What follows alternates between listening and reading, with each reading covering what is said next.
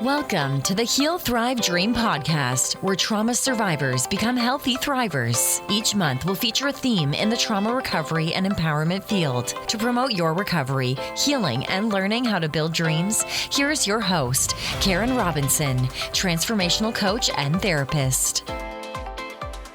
Hi, welcome back. Welcome to the Heal, Thrive, Dream podcast, and our guest today is Ms. Carol Banens. Okay. Did I say that correctly? You did, yes. I don't know. Like sometimes I get lucky and I knock it out of the park. You did. So Carol is a physical therapist who has left that position to become a transformation life coach. And the name of her coaching practice is Carol Banens Life Coaching or Coaching. Sorry. Coaching. Carol Banens Coaching. Yeah. Carol Banens Coaching. So she's going to do a much better job of telling our audience what she does and how she helps women in her practice. So welcome to our show. And please go ahead and tell us more about you. Thank you so much. Yes, so I have actually been a physical therapist for 35 years. I have a few more days to go. I finish on December 29th, but and I never thought I was going to do anything other than physical therapy. But my husband, Brian, passed away in 2018. And it had been a long, hard journey of illness. He had cancer and surgeries and from the lung to the trachea. And at the same time, I was running to and fro to England. Well, not running, flying, because I'm in Canada with my mother as she was aging and moving her out of a home and into a nursing home and being a power of attorney for a friend with Alzheimer's. So, and I should say treating patients in chronic pain, because that's the sort of area I deal with.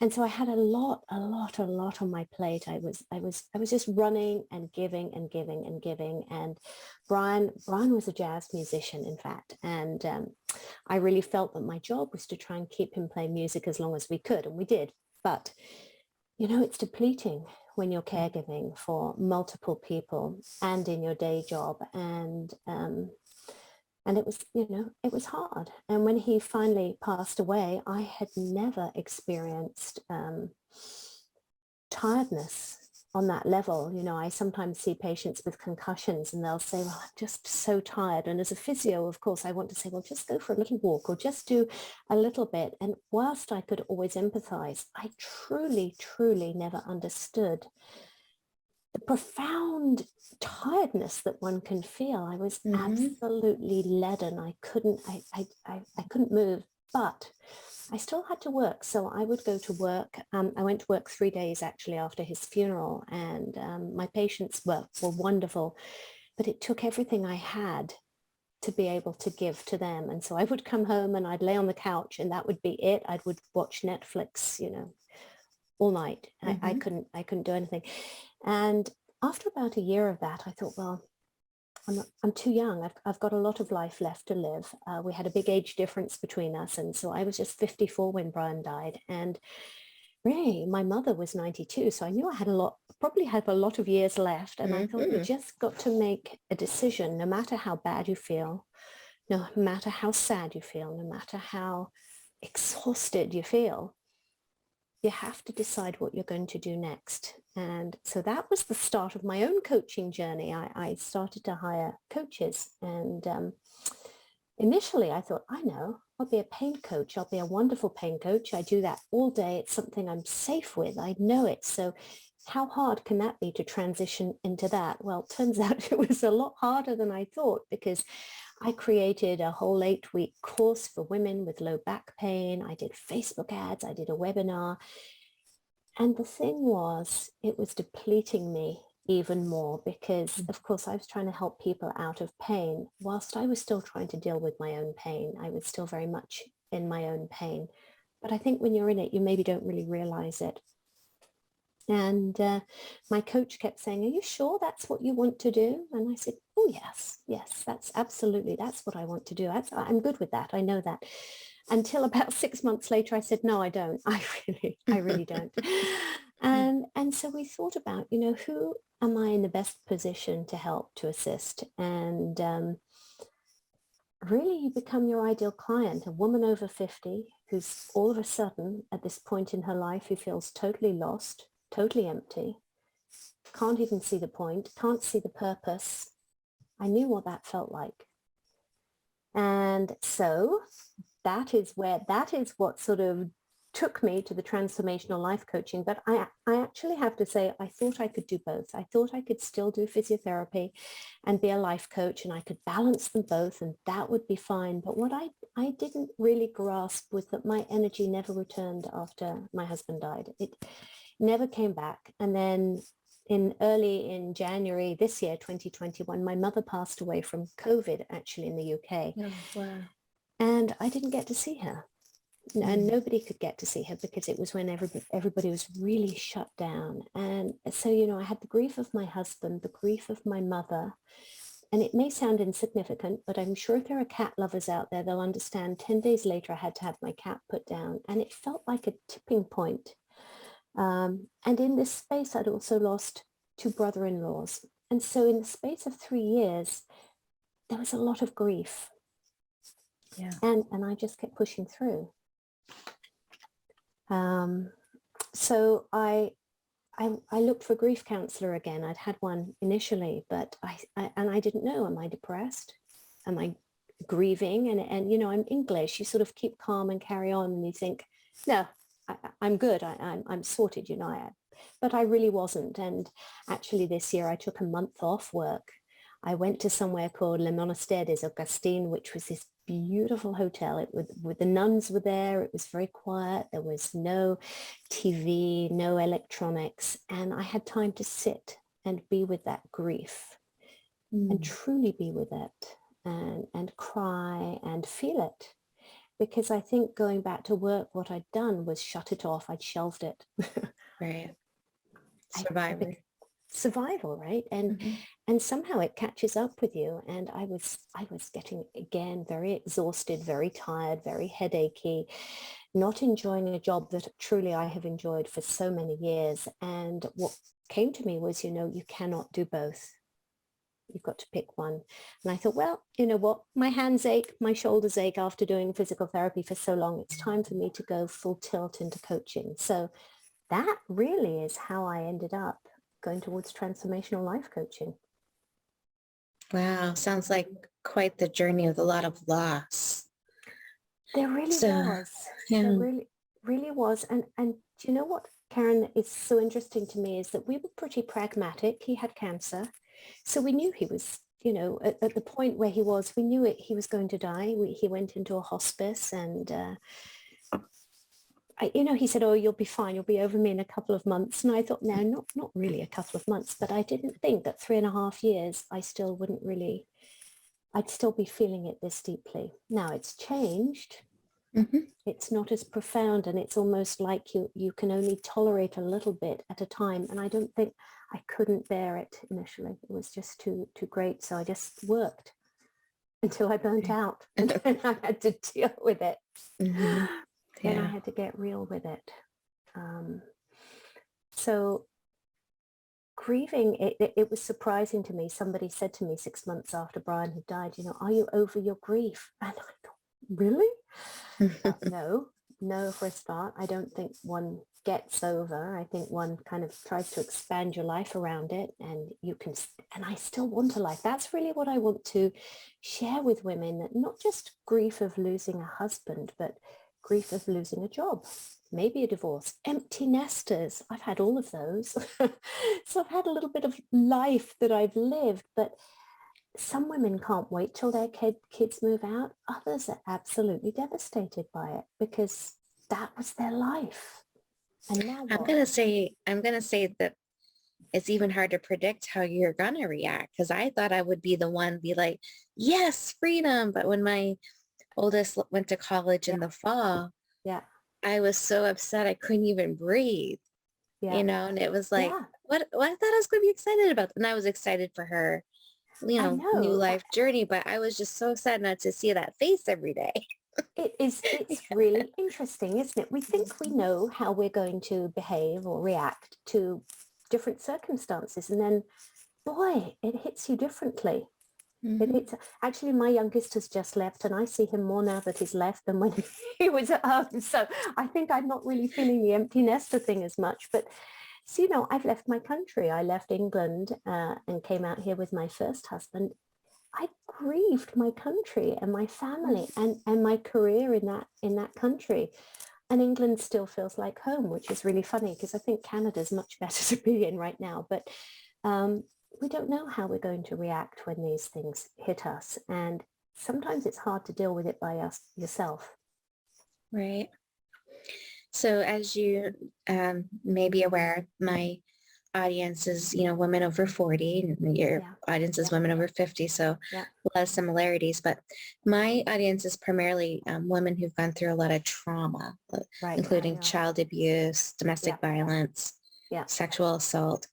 And then when they have loss or grief on top of it, it's a double, triple, it's a double quadruple whammy. Do you have any advice for women in those situations? Well, I fortunately have not had any sort of abuse or any trauma in that sense. But your clients must. My clients may have done. Yes, absolutely. And I think the first thing is to find someone to talk to, get the support you need. Now, obviously, if it's abuse or anything like that, I'm a coach. You need a therapist for that, somebody trained in that area. But if you're dealing with that, there's no reason why you can't work a therapist with a coach, much like I would have done in physiotherapy, somebody to support you and to nudge you. But a lot of what I've done myself for my own journey is self-compassion, self-acceptance. And that's what's so tough for so many women, and particularly, I think, probably for women in trauma and who've had trauma and abuse, that self-compassion can be really challenging. Am I right? Yeah. Oh, huge. I talk about it every day. Yeah. And it's an interesting thing for me, even with my pain patients.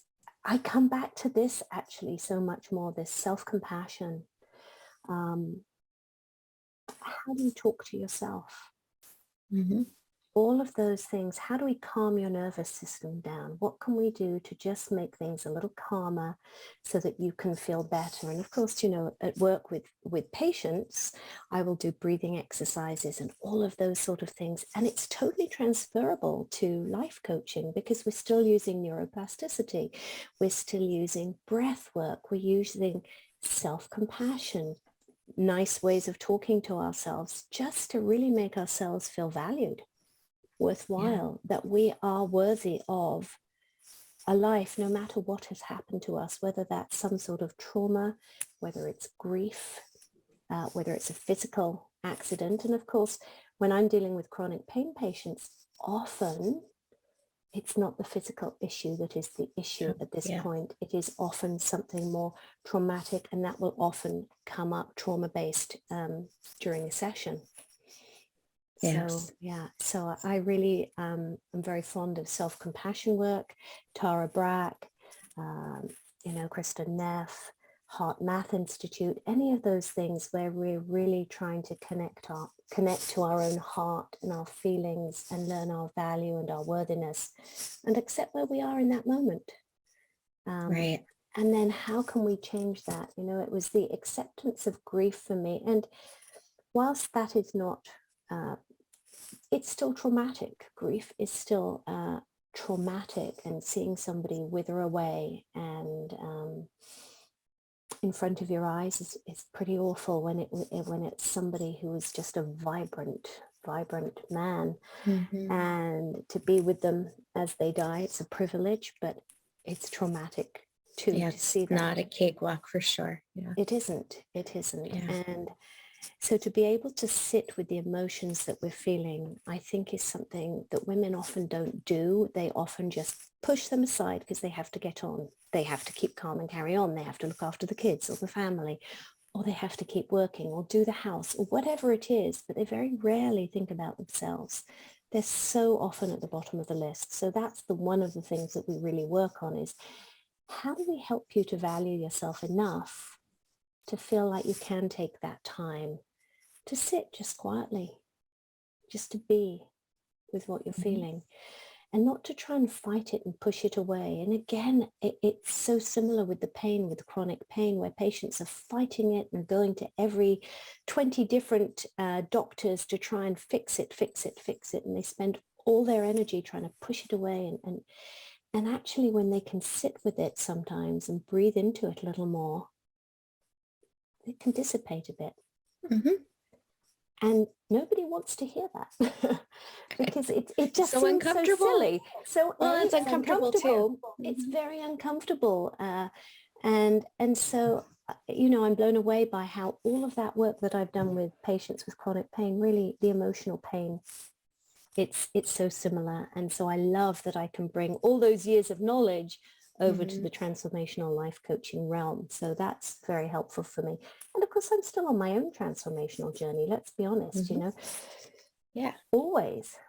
Some days I'm hit by tidal waves of grief. I can't believe it. I'm sitting eating my dinner, minding my own business, and all of a sudden, whoosh, and I'm in tears. And I think, well, where did that come from? And sometimes I can sit with it. And Brian had a lot of CDs, so I find it very difficult to listen to his music because it just tugs right at my heartstrings. It just sort of opens up my soul and cracks it open, and it's difficult. But he had a Christmas CD, so I have put that on and kind of sat through it. But it's challenging. It's challenging to sit with emotions that are uncomfortable, and yet it's probably the most healing thing that we can start to do, I think. And what a beautiful gift he left that you can listen to that. It would be if I could listen to them, wouldn't it? It is. I mean, certainly in the first years, I really couldn't. I'm just really sort of starting that now. Yeah. They're there though for when you can. They are, and it truly is a gift. And so many of his students and his, the rest of the family love it because they have that, and it's him, right? So he comes right through his music, which is lovely. Yes, very fortunate. So is there a book in your future to talk about your transformation and how you lost your great love and all that? No, a book? I don't know. Maybe. I don't know. I've not really thought about that. Well, that's what I'm here for. Get you thinking. Yes, I know. Yeah, a lot of clients and coaches, gosh, a lot of coaches have written books, but it's another way to heal. I think it's to tell that story. isn't it? And somebody actually said that the other day, you should write all this down. And I said, yes, maybe. We'll see. I certainly journal, which is what I encourage, clients and patients to do. And of course, the other thing I said about self-compassion, but gratitude, big part, even in the depths of grief. Every night I would think, what am I grateful for? What? And I'd sit there sometimes and have a struggle to think about it. But of course, you can be grateful for the warmth of the house, especially here in Canada, or, a hot cup of coffee, whatever it is. Or I'd look at the photos of my children and think, these guys are my point. They may be adult now, but they are my point to keep going. They're my purpose. Finding something to help you focus that's a little more positive that you can be grateful for, of course, is really helpful in your journey. Right. So one of the things I also like to ask during these interviews is, because I'm a big book nerd, I really feel like bibliotherapy is just so helpful in our healing journeys. So you mentioned Dr. Neff already, the self-compassion. What other books do you recommend for clients that are looking for books to help them heal? I do like Tara Brach, Radical Compassion and Radical Acceptance. I like both of those ones. I actually like a lot of Wayne Dyer stuff. I find that he's very positive and uplifting. What else have I got on my shelf? I've got, Jay Shetty, Think Like a Monk. Wasn't that great? It was. So great. Glennon Doyle, what was it? Unchained? I can't remember. But there are so many books out there, and there's so much on YouTube, I think, that you can go to look at. Rick Hansen. I like Rick Hansen a lot. Taking in the Good. Do you know Rick Hansen? Yeah, he did Chicken Soup for the Soul too. Wasn't he one of the co-writers? I don't know if he was, but he has a really beautiful thing that he talks about rewiring the brain for positivity. And one of the things he says is Mm-hmm. we need to take in the good. And what that is if, you know, if you were going for a walk and there's a pretty flower, normally we think, oh, that's nice, and walk straight past it. And he's saying, no, what you should do is to stop and take in the good. Really Mm-hmm. experience the experience for 20 or 30 seconds. Look at the color, look at the scent, look at the shapes of the Mm-hmm. petals. Really absorb it, expand the experience, and that then becomes a more positive link in your brain. And if we can do that multiple times a day, we are starting to rewire the brain for gratitude. So I love the idea of taking in the good. So yes, I like Rick Hansen as well. He's pretty good. Yeah, I think in the early days he was part of Chicken Soup for the Soul. Yeah, he might have been one of the authors. But I'm familiar if there's one or two of them. I think it's just one. I'm familiar with the work you're talking about as well. Yeah. I don't know. I've got so many books. I mean, you know, so many books. You know, Jen Sincero, who is really, it's more life coachy, but she talks about habits. But I think really, if we're talking about self-compassion, I do like Tara Brach and Kristen Neff. They're great. And Jay Shetty, as I said, I think he's excellent. I think his book is very readable, and I think he has nice little emails that he sends out that he's good with. Mm-hmm. You mentioned the word habit, and I think a lot of times life coaching is teaching clients the importance of routines in our lives. Yeah. Do you have a preferred morning or bedtime routine that you could share with us? I do. Yes. Yeah. Once I get downstairs and I've put the coffee machine, had my cup of coffee, I always meditate. I always meditate in the morning. And sometimes I have a silent meditation. Sometimes I do a guided meditation, and that can be from Headspace or Insight Timer or Omvana from Mind Valley. Depends whatever I'm feeling like in that moment. So that's my morning. And then evening, I always journal in a 5-year journal. Mm-hmm. And I always have a gratitude journal. I always write 3 things that I'm grateful for every night. I've got journals of it. And another journal where I just journal how I'm feeling. If something has come up that day, then I like to journal in that. But what I really found was interesting is that when you're at home, it's much harder to do that. When I took that week away at this hotel, Le Monastère, and it was the end of sort of fall, and I could sit outside in the swinging chair, and I had nothing to think of. I didn't have any cooking, washing, job, anything but myself. I could let the ideas and the feelings flow onto the page a lot easier when you haven't got those distractions. Basically, when you give yourself permission to have quiet time, which can be hard.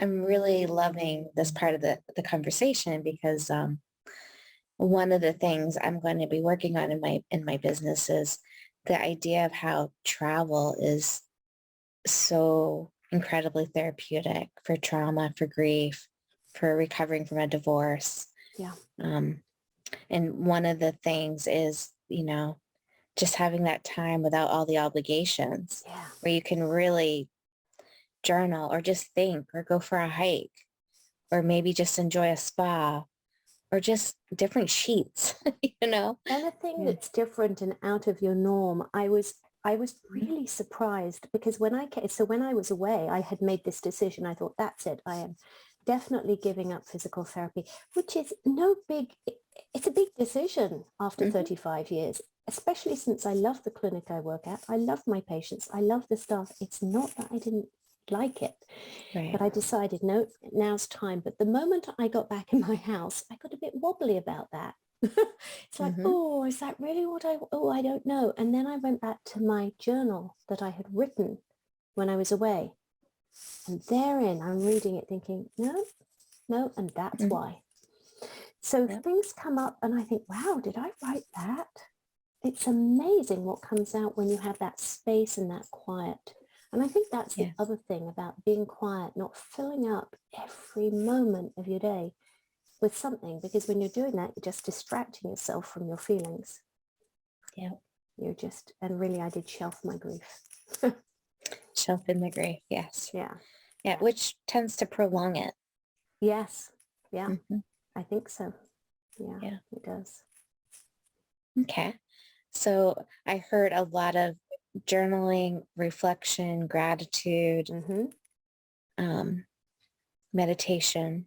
in your routines. Yeah. Are there other things that you practice that you think are beneficial for the healing journey? Oh, for sure. I mean, I have to say I'm a fair weather walker. I don't like walking in -30, but when it's nice weather, I like to be outside and walking. I think it's really beautiful. Being in nature is often very therapeutic. Having a pet, obviously, and so being social. But this is what I'm a pretty social person. But in the year after Brian had died, I found it exhausting to be with people, exhausting to just talk. I just didn't want to do it. What normally would lift me was pulling me down. So sort of figuring out what lights you up, what brings you, adds to your life rather than takes away. And it may change as you go through different phases. But for me, social interaction is important. And I know as we were locked down, when patients finally could come in, they'd say, you're the only friend I have. You're the only person I'm seeing, the only person that's touching me. So we miss that touch, that care. So yeah, I think having a lot of good or even just a few good people around you can make such a difference. I think you're right. Yeah. Nature. Yep. Nature. Yeah. Even if it's looking outside at the snow and the birds from a nice warm room, it can be nice. Yeah. So in your coaching practice with clients, do you offer courses? Is it but is it one-to-one coaching? Is it group coaching? What does your practice look like? Right now it's one-to-one. I did just run a 4-week course called A Joyful Heart, where we focused on self-compassion, self-acceptance, forgiveness, gratitude, all those good things. But I really love one-on-one because everybody's different. And so I really like to get to know people and to work with them one-on-one so we can figure out something that's really unique for them, their own journey, and how we can help them. So that's what I'm doing right now, is one-on-one. Okay. And there's another question I was going to ask about that. So one-on-one. I hate that when my question leaves. I might have to email you later with that. Absolutely. Absolutely. I hope it wasn't life-changing, profound, and full of wisdom. It probably was. That's the way it goes. If that's the case, I'll add it later to the show notes and stuff. Yeah. Like that. But I mean, I do have a Facebook group for women over 50, Unleash Your Joy. So people. That's what I was going to ask. Like, okay, how do people? There's the universe. It came through the computer. How do people reach you? Go ahead. Say it again. The best way actually is through my website, www.carolbanens.com, and it's Banens. And that has Facebook link to the group. It has Instagram, and you can download a free step 1, Unleash Your Joy, some questions there, and you can email me from there. So everything really is at the website. So do go to the website. I would love to speak to any of you, and we can always book a call, which is also a possibility from the website. So everything's there. Right there. Okay. Yeah. That's fantastic. So as we wrap up, any other parting words of wisdom for women who are suffering, whether it's grief, trauma, pain, physical or emotional pain, or all of the above? Any other words of wisdom for them to not give up? Yeah, well, to know that you're not alone, to know that there is hope when you can get the right support for people guiding you and showing you different ways, because it's difficult. It is difficult to make changes to the way you live your life, to add in gratitude when you've had a really awful time. I mean, some people are going to say, well, I've got nothing to be grateful for. And so trying to find areas that you can be thankful for despite some really difficult times, I think is important. So gratitude would be my big number one, getting the support to help really guide you and hold you in the space so that you can feel those feelings and work through them. That's really beautiful. Oh, thank you. Yes. So thank you so much for taking the time out to be on our show today and to bless our so much audience. Okay. It was a real pleasure. Thank you so much, Karen. Thank you. Thank you for listening in today. Please join us next week, same day and time. Also, I would love for you to check out my website, healthrivedream.com.